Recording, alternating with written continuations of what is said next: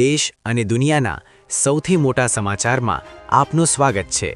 તો આજના તાજા સમાચાર મેળવવા માટે વિડીયોને અંત સુધી જોતા રહેજો અને આવા જ દરરોજના સમાચાર સૌથી પહેલા મેળવવા માટે આ ચેનલને સબસ્ક્રાઇબ કરી લેજો।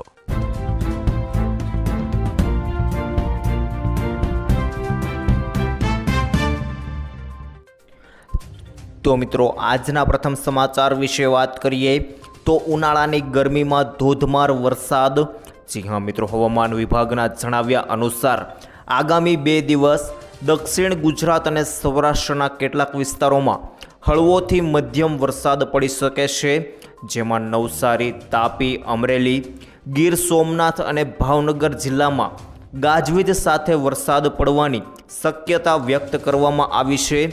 દક્ષિણ પશ્ચિમ ચોમાસું ઝડપથી આગળ વધી રહ્યું હોવાથી હવામાનમાં મોટો ફેરફાર જોવા મળી શકે છે, પરંતુ આ વરસાદ સામાન્ય લોકોને રાહત આપી શકે છે, પરંતુ ખેડૂતો માટે મુશ્કેલીઓ ઊભી કરી શકે છે। ખાસ કરીને કેરીના પાક અને ઉનાળુ પાકને નુકસાન થવાની ભીતિ છે। હવામાનમાં અચાનક ફેરફાર અને ગાજવીજ સાથે વરસાદ ખેડૂતોની ચિંતા વધારી રહ્યો છે।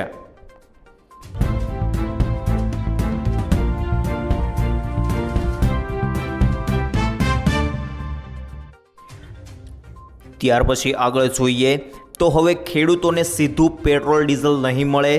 જી હા મિત્રો, ખાસ કરીને ડીઝલ મેળવવા માટે પુરાવા રજૂ કરવા પડશે। ગુજરાતમાં ઈંધણની કટોકટી વચ્ચે સંગ્રહખોરી રોકવા અન્ન અને નાગરિક પુરવઠા વિભાગે નવો આદેશ જારી કર્યો છે। ખેડૂતોએ ડીઝલ માટે 7/12, ચૂંટણી કાર્ડ, આધાર કાર્ડ અને ટ્રેક્ટરની આરસી બુક જેવા પુરાવા આપવા પડશે અને એકવારમાં વધુમાં વધુ 200 લીટર જ ડીઝલ મળશે।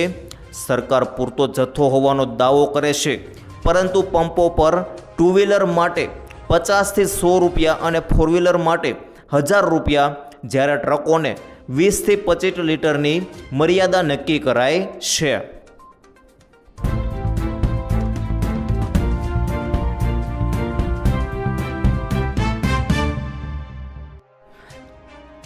ત્યાર પછી આગળ જોઈએ તો પેટ્રોલ ડીઝલમાં ત્રીજી વાર ભાવ વધારો। જી હા મિત્રો, ખાસ કરીને પેટ્રોલ ડીઝલના ભાવમાં ફરી વધારો કરવામાં આવ્યો છે। તેલ કંપનીઓએ સામાન્ય જનતાને વધુ એક મોટો ઝટકો આપતા પેટ્રોલ અને ડીઝલના ભાવમાં ફરી વધારો કર્યો છે। પીટીટીના અહેવાલ મુજબ પેટ્રોલમાં 87 પૈસા પ્રતિ લીટર અને ડીઝલમાં 91 પૈસા પ્રતિ લીટરનો વધારો ઝીંકાયો છે।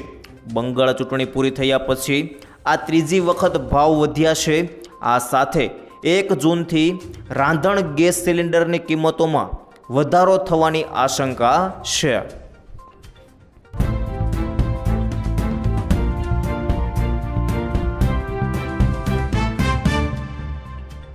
ત્યારબાદ આગળ જોઈએ તો ટ્રમ્પે કહ્યું યુદ્ધ પરમાણુમાં ફેરવાઈ શકે।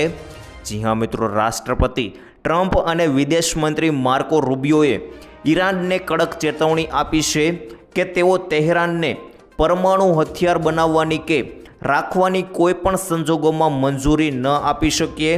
જો ઈરાન પરમાણુ હથિયાર હાંસલ કરી લેશે તો મધ્ય પૂર્વમાં પરમાણુ યુદ્ધ છેડાઈ શકે છે અને તેની આગ અમેરિકા, યુરોપ સુધી પહોંચી શકે છે। બીજી બાજુ હોર્મુઝમાં ઈરાન અને ઓમાનના ટોલ વસૂલીના માસ્ટર પ્લાન બનાવ્યાના અહેવાલો છે। વ્હાઇટ હાઉસમાં પત્રકારો સાથે વાતચીત કરતી વખતે ડોનાલ્ડ ટ્રમ્પે ઈરાનને લઈને પોતાની વ્યૂહનીતિ સ્પષ્ટ કરી દીધી છે। ટ્રમ્પે જણાવ્યું કે અમે ઈરાન પાસે રહેલું સંવર્ધિત યુરેનિયમ મેળવી જ રહીશું। આપણને તેની કોઈ જરૂર નથી અને આપણે તેના રાખવા પણ માગતા નથી। શક્ય છે કે તેને મેળવ્યા બાદ અમે તેનો નાશ કરી દઈએ, પરંતુ અમે ઈરાનને તે કોઈ પણ સંજોગોમાં પોતાની પાસે રાખવા નહીં દઈએ।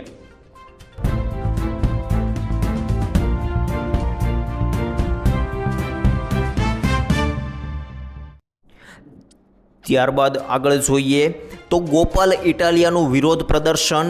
જી હા મિત્રો, સરકાર પર પ્રહાર કરતા કહ્યું ભાજપના માણસોએ સેટિંગ કરી ઈંધણના મોટા મોટા બેરલ ભરી લીધા, મોબાઈલ રિચાર્જ, વીજળી બિલ, સ્કૂલ ફી અને દવાખાનાના ખર્ચાઓ વધવાની પૂરેપૂરી ભીતિ છે. સરકારને જનતાની વાત સાંભળવામાં રસ નથી. ગુજરાતમાં છેલ્લા કેટલાક સમયથી ઈંધણની ભારે તંગી વર્તાઈ રહી છે. ખાસ કરીને હાલની પરિસ્થિતિમાં ડીઝલની ભારે અછત ઊભી થઈ છે. આ ગંભીર પરિસ્થિતિમાં વિરોધમાં આમ આદમી પાર્ટી દ્વારા જૂનાગઢમાં એક અનોખો વિરોધ કાર્યક્રમ યોજવામાં આવ્યો હતો.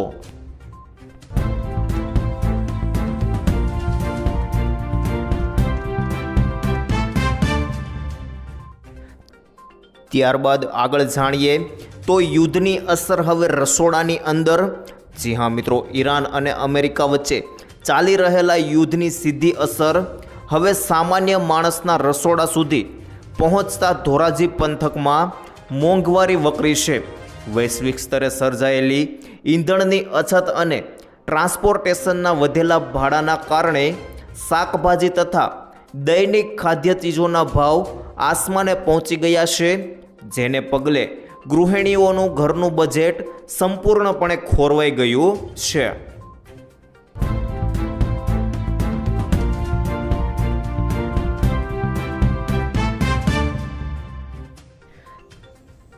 ત્યારબાદ આગળ જોઈએ તો ગુજરાત સરકારના 11 નવા નિયમો. જી હા મિત્રો, વડાપ્રધાન મોદીએ પેટ્રોલ ડીઝલની બચત કરવા અપીલ કર્યા બાદ ગુજરાત સરકારે પેટ્રોલ ડીઝલમાં બચત અને સરકારી ખર્ચમાં નિયંત્રણ લાવવા માટે સત્તાવાર પરિપત્ર જાહેર કરી 11 નવા નિયમો જાહેર કરવામાં આવ્યા છે. પરિપત્રમાં તમામ વિભાગો, કચેરીઓ અને સરકારી અધિકારીઓને ખર્ચ ઘટાડવા અને ટેકનોલોજી આધારિત કાર્ય પદ્ધતિ અપનાવવા માટે સૂચનાઓ આપવામાં આવી છે.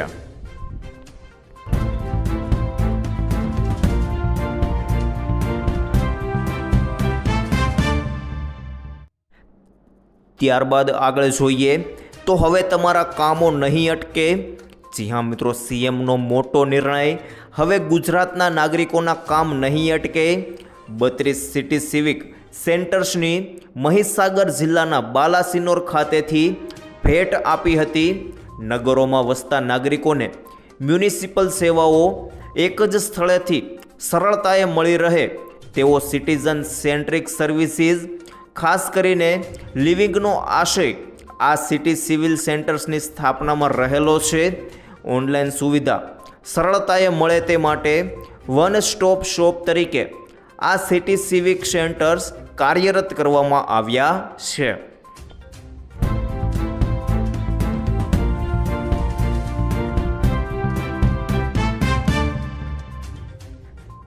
ત્યારબાદ આગળ જોઈએ તો મોદી સરકારથી કેટલા ખુશ.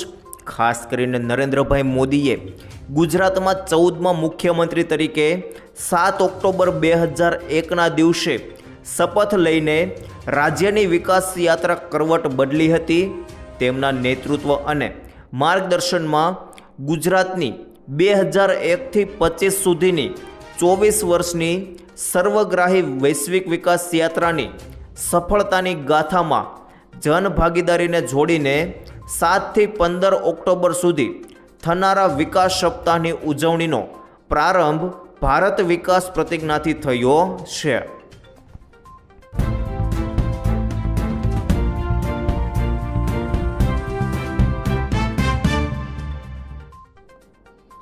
ત્યારબાદ આગળ જોઈએ તો બકરી ઈદ રજા જાહેર. જી હા મિત્રો, 28 મેના રોજ બકરી ઈદની જાહેર રજા આપવામાં આવી છે. ગુજરાત સરકારે બકરી ઈદની જાહેર રજાની તારીખમાં મહત્વપૂર્ણ ફેરફાર કર્યો છે.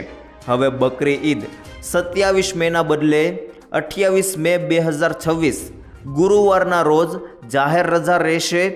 સામાન્ય વહીવટ વિભાગ દ્વારા જાહેર કરાયેલા નવા જાહેરનામા મુજબ 27 મે બુધવારે તમામ સરકારી કચેરીઓ, બેંકો, બોર્ડ નિગમો અને પંચાયતો નિયમિત કાર્યરત રહેશે અને 28 મેના રોજ રજાનું પાલન કરવામાં આવશે.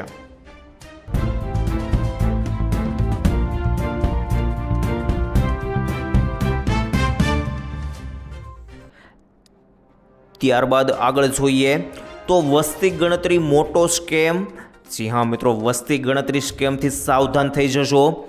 વસ્તી ગણતરીના નામે કોઈ વ્યક્તિ તમારી bank detail, PAN card, OTP કે અન્ય નાણાકીય માહિતી માંગે તો તરત જ તમારે ના પાડવાની છે. ઘરે આવેલા કોઈ પણ અધિકારીની આધિકારિક આઈડી કાર્ડ ચકાસો. કોઈ પણ પ્રકારની વ્યક્તિગત કે નાણાકીય વિગતો શેર ન કરો. સ્કેમ લાગે તો તરત ગુજરાત પોલીસને સંપર્ક કરો અને તમારી એક સાવચેતી તમારી મહેનતની કમાણીને સુરક્ષિત રાખી શકે છે.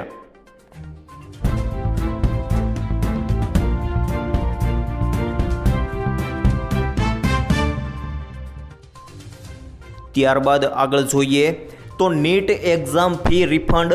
જી હા મિત્રો, એનટીએ દ્વારા ફી રિફંડ પોર્ટલ ઓપન કરવામાં આવ્યા છે. હવે રાષ્ટ્રીય પરીક્ષણ એજન્સી દ્વારા નીટ યુજી 2026ના ઉમેદવારો માટે ફી રિફંડ પ્રક્રિયા શરૂ કરવામાં આવી છે. પાત્ર વિદ્યાર્થીઓ આગામી 27 મે સુધી સત્તાવાર રજિસ્ટ્રેશન પોર્ટલ પર લોગિન કરીને પોતાની બેંક ખાતાની વિગતો જમા કરાવી શકે છે. જેમાં ખાતાધારકનું નામ, બેંકનું નામ, એકાઉન્ટ નંબર અને આઈએફએસસી કોડ સબમિટ કરવાનો રહેશે. એકવાર સબમિટ કરેલી આ વિગતો આખરી ગણવામાં આવશે.